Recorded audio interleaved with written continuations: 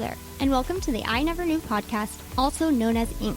This show dives into the life experiences of people who have been through it all and have come through the other side stronger, better, and triumphant. Each story is raw, authentic, and, at times, heartbreaking. One thing joins it all together: the fact that the stories can help the listener learn and grow. Hosted by life coach Maureen, she sits down each episode with a new guest who will empower the listener to set out on their self-discovery journey and start to heal. Now you'll be joined by Maureen and her special guest. Please enjoy the show.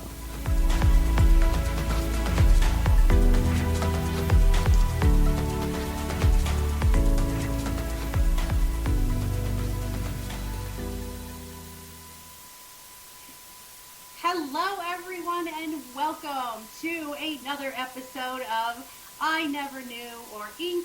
by Life Coach Maureen. I am so happy to be here. I love talking to all of the amazing guests that I have, and today is no exception. I have a wonderful young man who promises to meet my energy, which you all know that can be difficult at times, but I think he's up to the challenge. And his name is Kevin Palmieri, and I hope I said that correctly. And Kevin is amazing. So he's the host of a top 100 global podcast called Next Level University. He has, oh my goodness, over 1,000 episodes and listeners in over 125 countries, which now that I've started this podcast, I know what a feat that is, and I'm so impressed by that. So Kevin has been at rock bottom, and that's why we do this, I Never Knew, because we like to hear the stories of when we were in that dark place and how we got out of it. In his mid-20s, he had it all: a beautiful girlfriend, a high-paying job, a sports car, his dream body, and he still ended up sitting on the edge of a bed debating suicide several times. We'll hear more about that.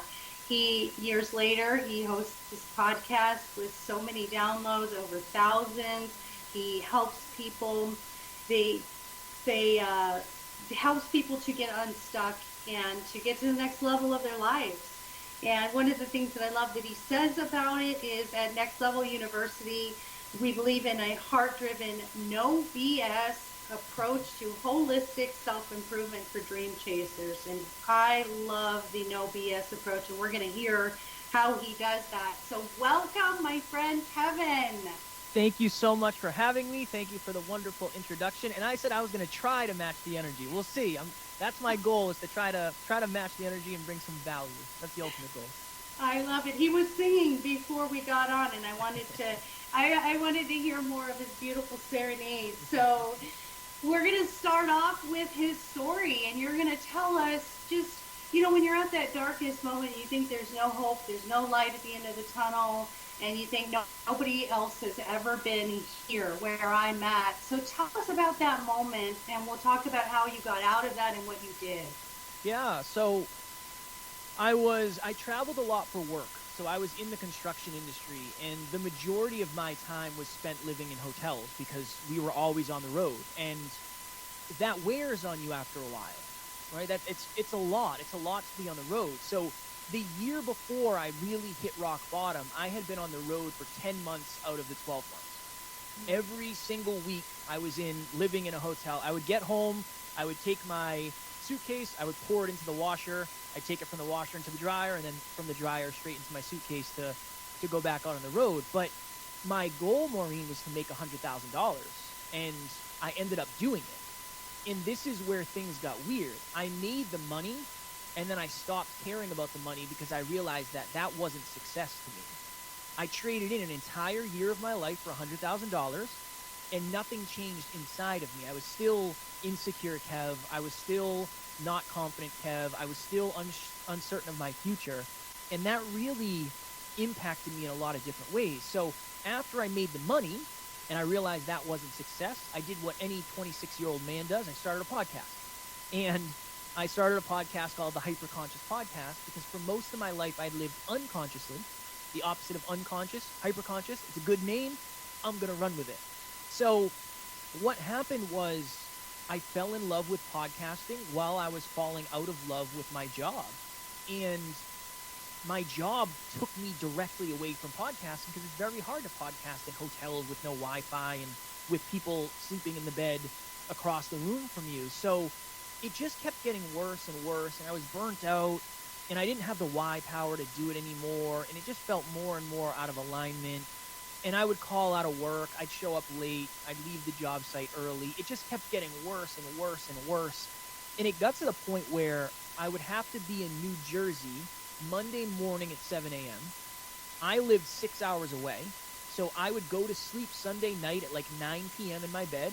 I'd wake up at midnight, get ready, and I would drive 6 hours straight to the job site. I'd work an 8-hour day, and then I'd go to the gym after. I just longed to be home, and I longed for normalcy. And it was a cold winter morning. I was in a disgusting hotel room in New Jersey, and I woke up one morning, my alarm went off, I hit off, sat up, slid to the edge of the hotel bed, and I was lacing up my work boots, and I had done this 1,000 times. And the best way to explain it, Maureen, is there's 10 televisions on in my head, and every single one is on a different station. And one is saying you're stuck here forever. Too bad you want to leave. You're not going to find another job like this. If you do leave, what will your friends think? If you do leave, what will your family think? And if you do leave, do you believe you can actually be a successful podcaster? And I did not believe that. That was not a thought I had. I did not think that was possible. And in that moment, I felt like if I was to end my life, I would take my problems with me. That was really the thought process I had. And I'm blessed because my business partner has really been a mentor for me for the last 5 years. I messaged him and I said, Alan, I'm going through this dark spot. I'm going through this rough patch. I'm having these weird thoughts. I don't know what to do. And he said, well, Kev, so much of your life has changed over the last few years. Your environment hasn't changed that much. I think you probably need to change your environment. So I ended up leaving my job 3 or 4 months later. I went full-time into what we're doing today, and I proceeded to be very broke, a very broke entrepreneur for the next 3 years. And I learned a lot. I learned a lot about myself. I learned a lot about speaking. I learned a lot about what I was capable of. But the broke entrepreneur days were some of the most challenging days, even more challenging than being on the road for as much as I was, because I couldn't pay rent.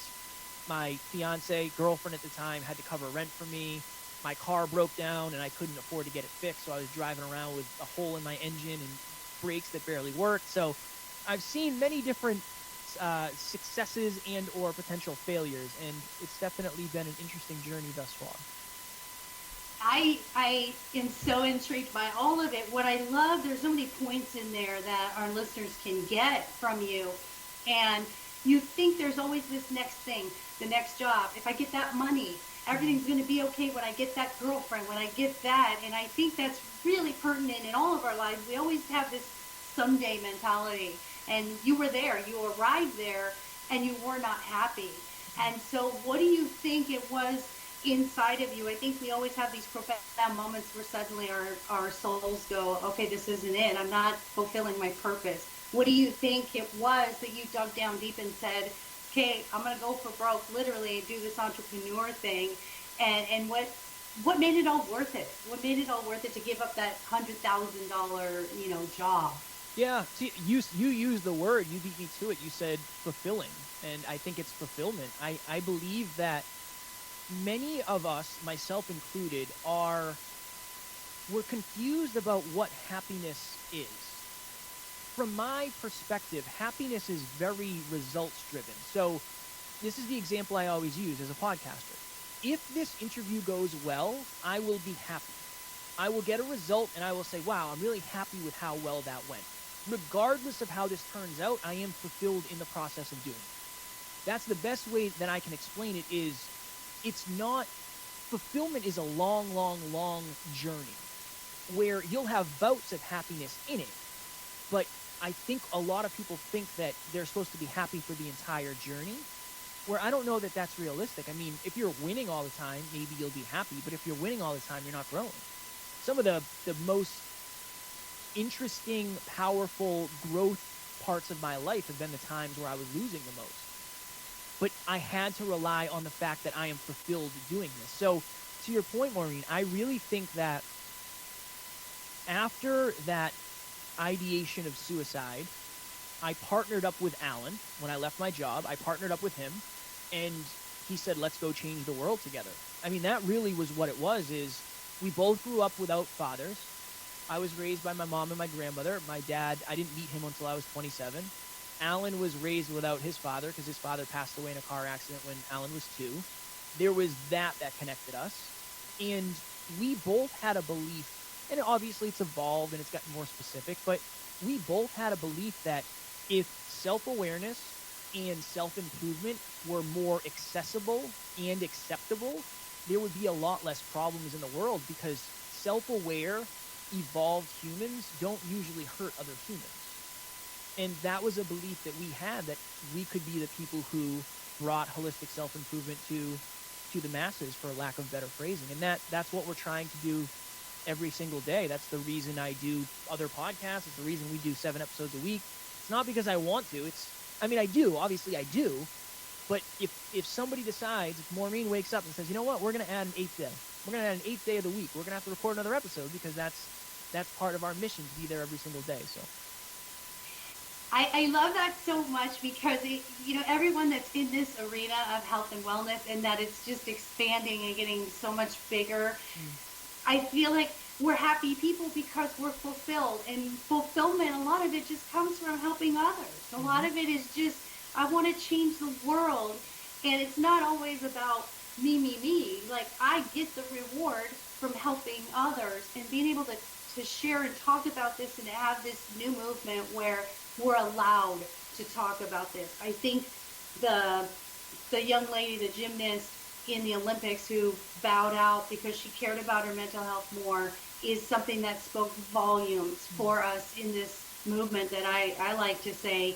And I'm with you. I was in a corporate job, miserable, a single mom, didn't have a dad in my child's life either, my children's lives. And I remember every day working at that corporate job just being sick to my stomach. Yeah, there was stability. Yeah, there was a 401k, and I was raised to stay in something.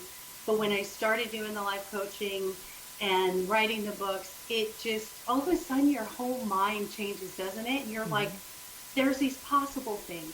But what I love is what you said was the questions that you said in your head when you were sitting on that bed. All of it was self-doubt. How do we get past those self-doubts? One of the things that you say is it's important to look in your past. I know everyone says get past your past, but when you have to really look at it before you get past it, what were some of the things that you think we need to look at in our past to heal? Yeah, I use this analogy that really, really helped me. And I don't know if I heard it somewhere, if I came up with it. I like to think I came up with it, but I'm sure somebody in history has said things like this, so I don't know where it came from. But I think of it this way. As human beings, it's very easy for us to go find a podcast episode, or to find a book, or to find a YouTube channel or video or TED Talk. And my experience was, I felt like I was learning so much, but it wasn't getting to the root of who I was as a human being. For some reason, it just didn't seem to change me. So I thought to myself, okay, when you're born, you are just a mere little seedling, and you're planted in soil that you really have no control over. Oftentimes, that soil is toxic. And those are the roots that they become part of you, really. And that's why people are afraid of their past, I think, because they're rooted to them in some way, shape, or form. But 5, 10, 15, 20 years later, you're learning all this stuff. And I think you're pouring this new nutritious soil onto old toxic soil, and it's not getting down to the seed. So I think that's the importance of looking into your past, is realizing, wait. I can unattach that root. So I grew up without money. Does that mean I'm without money forever? No, that's conditioning. Okay, I grew up and I was told I was shy. Does that mean I am shy? No, that means I was told I was shy. That doesn't mean I have to be. So for me, it was very much looking into my past and realizing, okay, wait, how much of what I have today, how much of what I believe today, and how much of what I'm doing today is based on old thoughts, feelings, beliefs, and aspirations. And I realized that almost all of it was. And I tried to ask myself those difficult questions, hyper-conscious. That's what I wanted to be. I wanted to be hyper-conscious. I wanted to know why I was thinking the way I was thinking in real time. And that started with, why are you thinking this way at all? So I believe that many of us assume that what we're doing today is going to bring us to the futures we want. And I agree 100%. But so much of what we do today is based on what we used to do, who we used to be, who we think we are. And I think that's the importance of having that self-awareness, looking inward and looking backward. Not dwelling, but using it as an example, using it as a reference point, using it as proof. I believe those are the important things to look at. And we are products of who we used to be, who we are, and who we want to become. So you have to look at all three simultaneously and often, I think. Oh, I resonate with that a lot. And it's what I heard you saying was using the I am statements versus what I was, what I saw, what I heard, what I was told. That's really, and you'll call it hyperconscious, it's super self-awareness. It's just, let me be aware of what's going on in me that needs to change to make me happier. And I just think that's so I just think the way that you explain that is the coolest way of saying it, of what do I want to change? What do I want to let go? Because you can continue down that path with the same stuff over and over and over until you're hyper conscious of that doesn't work for me. It's no longer working. And I think we repeat it over and over until we get to that place. So I just love that. So when you were, I mean, at that point of being the most helpless and hopeless, you reached out. I think that's really important. That helped you. What else do you think helped you sort of move forward? Was it an aha moment for you and you were just like, this changes now, or was it little baby steps? It was very much baby steps. I think that one of the thoughts I had at that time was my future is not bright. I believe that's why I felt so hopeless and helpless, is I was so uncertain of my future. For most of my life, I jumped from job to job to job to job, trying to find that job. I was always looking for that job. And just for context, I went from making, I think, $12 an hour to $50 an hour when I got that job. And then it went to 60 and 100 depending on where I was working. So it quite literally seemed like a dream job. And it broke my paradigm when I thought, I don't want to do this anymore. For me, it was very hard to imagine a more certain future than that. And I really think this is a layer deeper. I think when I reached out to Alan and I said, hey, I'm struggling, I think he gave me the permission to leave my job. Because he was already an entrepreneur who left corporate America. He was making $200,000 a year. And he was like, I want to go chase my dreams. So I had an example of what to do, and I was looking around me at examples of what I didn't want. And I think that was probably the biggest aha moment for me, is I already have a mentor who's kind of doing what I want to do. He's been studying self-improvement his whole life. I'm willing to take a chance on this. And to a further point, Maureen, there's something we call the pain-pleasure pendulum. I like to think of it this way. If you swing all the way to hell no, and that's where I was, sitting on the edge of the bed, I was at hell no, it's way easier to swing to hell yes. And I like to think of that as your adversity becomes your advantage. Your adversity becomes your advantage if you're capable of using it. So now, yes, that's a part of me and that's part of my past, but I just think of the resilience it took to continue moving. That's become the new part of my story. That's the empowering thing. Yes, I was debating suicide, but I was resilient enough to keep moving forward, and that's the new story I like to live through. Yes. And this podcast is all about resilience and overcoming, and I love that. I know for me, in the toughest times, the hardest thing was to picture the other side. So what do you tell people? What is your best advice to say, you may not see it at this moment, but you will see it? How do you get them to that place of really, really believing that thing that they want for it to be fulfilled? Yeah, it's interesting. We had a guest on the podcast. His name's Kevin Hines. And Kevin Hines jumped off the Golden Gate Bridge and survived. Wow. And not many people survive that. And he said something when we interviewed him. He said, the second I jumped, I regretted it. Right when I jumped, I said, I don't want to do this. And it's too late. That I try to tell that story because that quite literally was what he thought he wanted. He took the action and realized very quickly that is not what I wanted. So I always try to tell that because it's a pretty impactful story. But I think it's hard because I believe one of the reasons people feel stuck the most is because of the people around them. I really do. I mean, how many of us have said, I really want to leave my job, and people say, good luck. You got to have a job. My grandmother said that to me, and I love my grandmother, and my mom and grandmother are very, very, very supportive of me. But she said, well, you have to have a job, Kev. And I said, no, I'm never going to punch a clock again for somebody else. I'll die before I do that. I'm not doing it. But her limiting beliefs passed on to me will be my limiting beliefs. And if I pass on, those on to others, those would be their limiting beliefs. So I think that you really have to look at the people around you. Do you have empowering people around you, or do you have people who are draining you all the time? That is a huge thing that I don't think enough of us look at, because it's personal and it's painful, and there's feelings involved, and there's family involved, and there's love involved, and there's marriage and children and all that. But that is one of the biggest ways people get drained, and that takes their fulfillment. And then I would say the other thing too is, I think that we mix up our hard no's with our I'm afraid. So at one point for me, being on a podcast was a hard no. But the truth is, I was just afraid.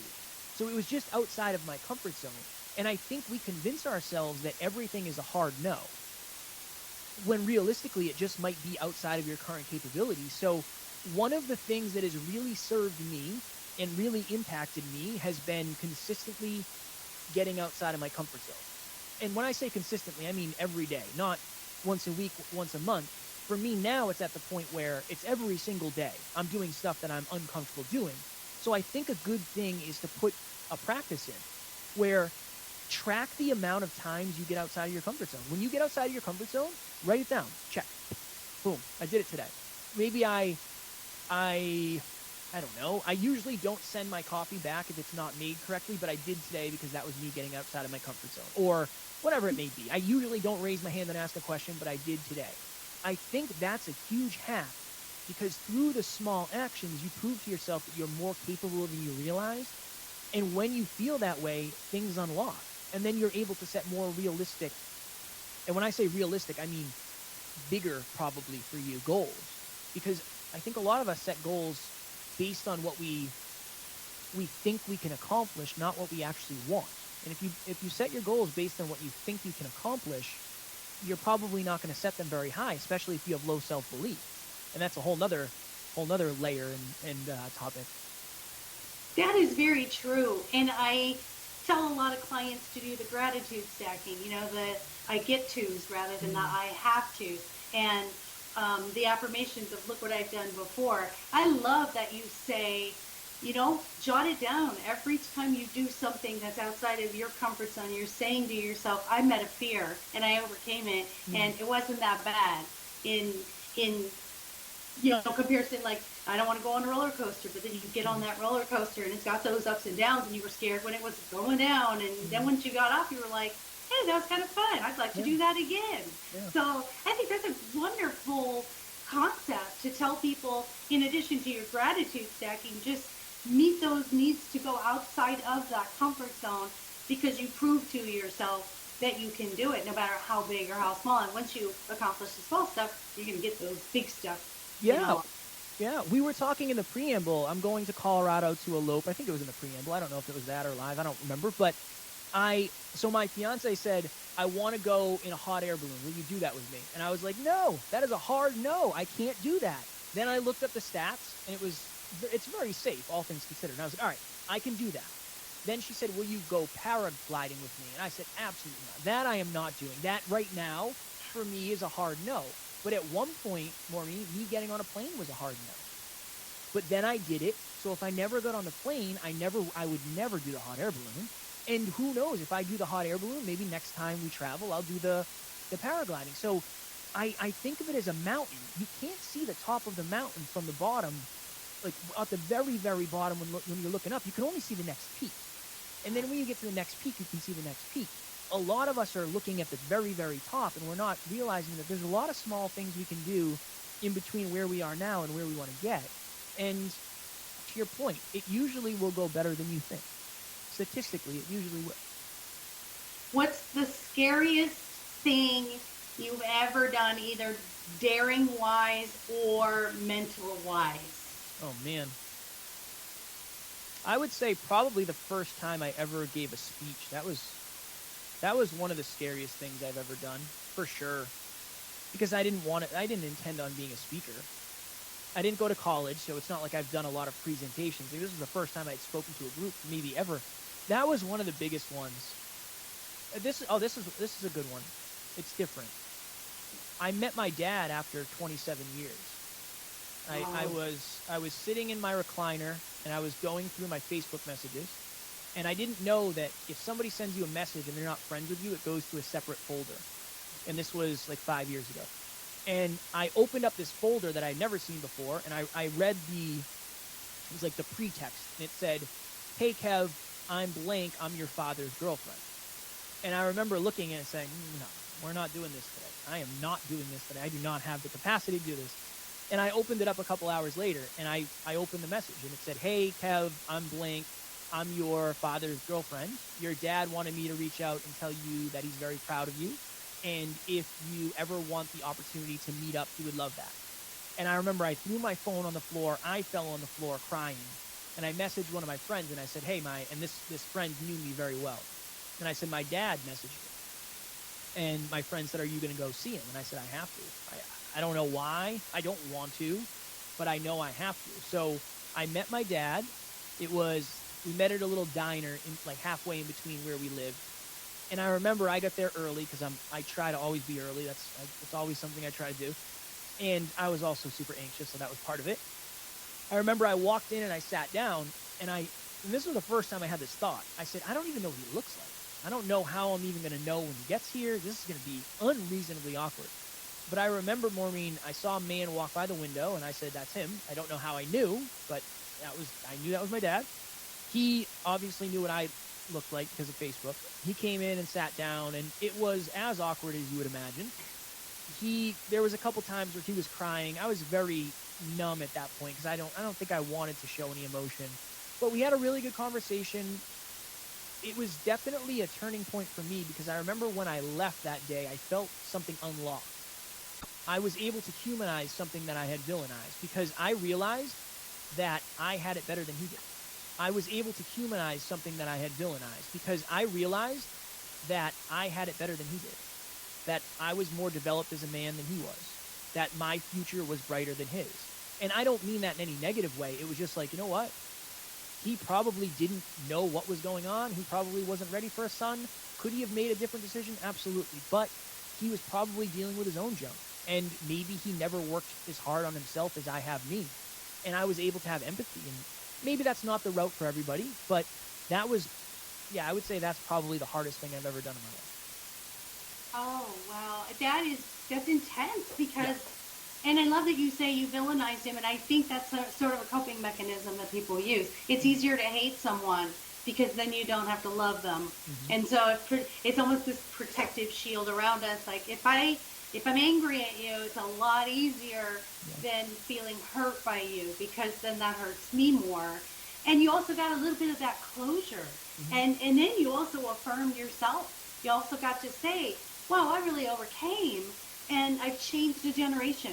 I love it when we change those generational things, like your grandma saying, you need to have that job. Mm-hmm. I had a terrible relationship with money because my parents are like 40 years at a company, hated it, hated going to work, retired, and then you can be happy. And I said, no, I'm not going to do that. I can't do this, not one more day.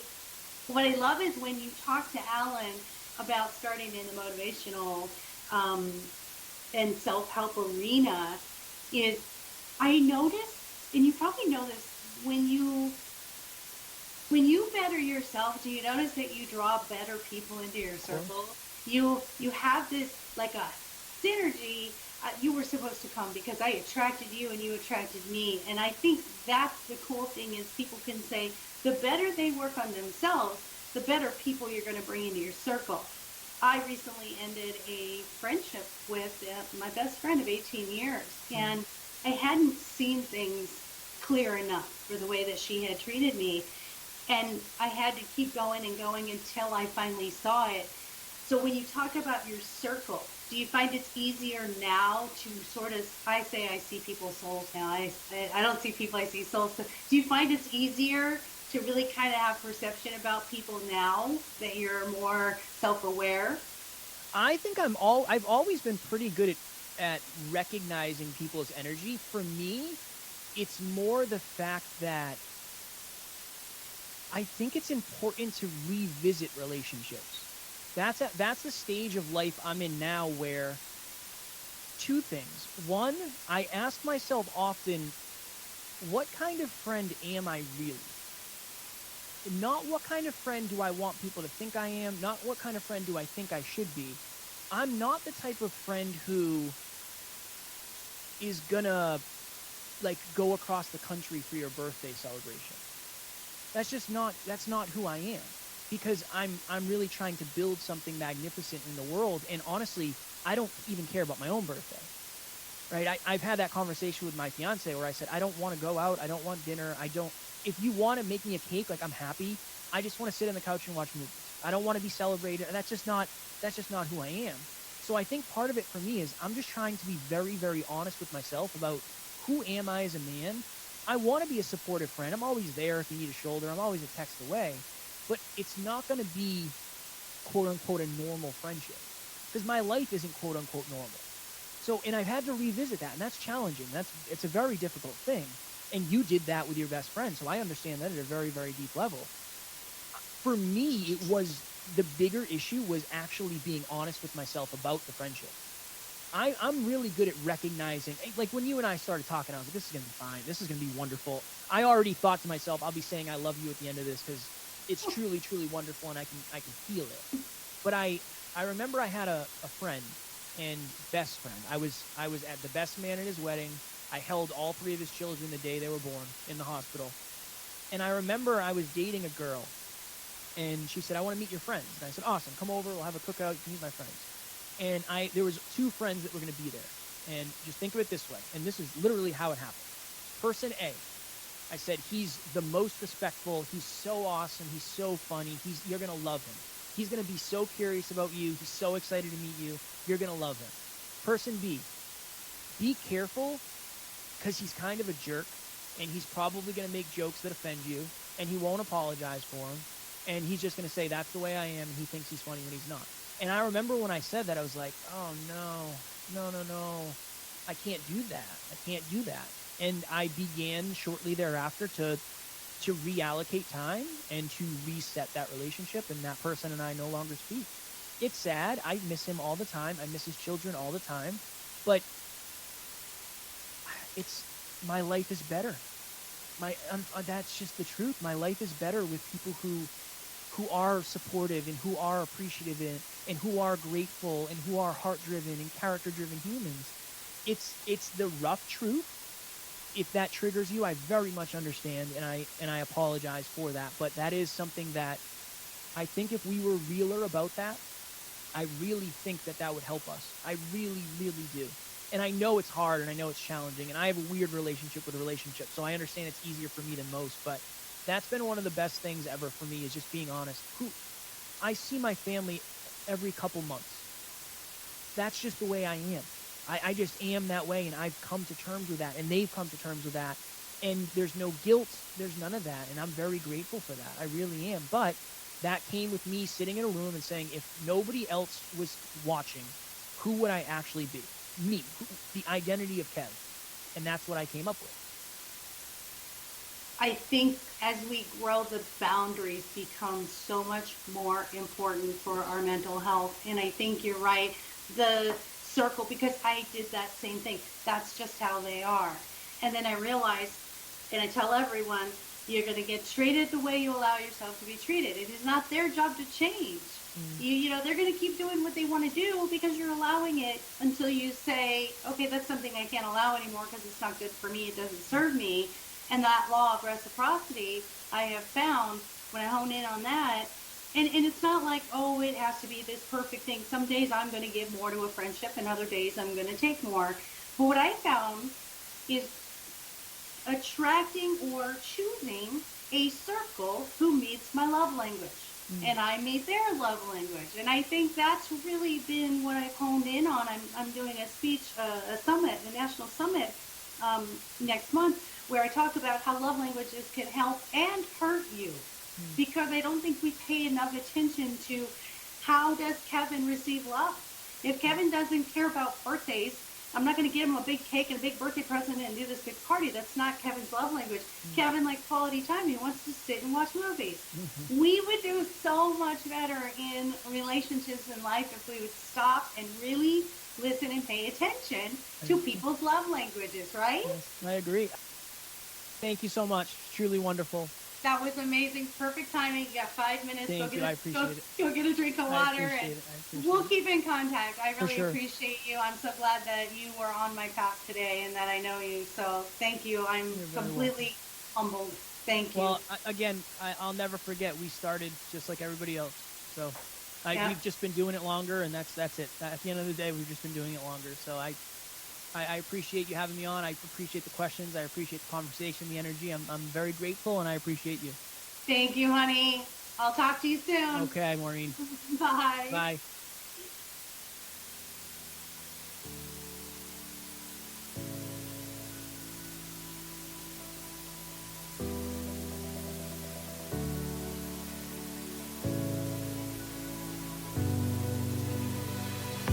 Thank you for tuning in to the I Never Knew podcast. If you found today's episode inspiring and educational, please be sure to follow, subscribe, and spread the word. The more people that join the Inc. community, the more it can develop and influence others as we work together for a healthier and brighter future. Until next time.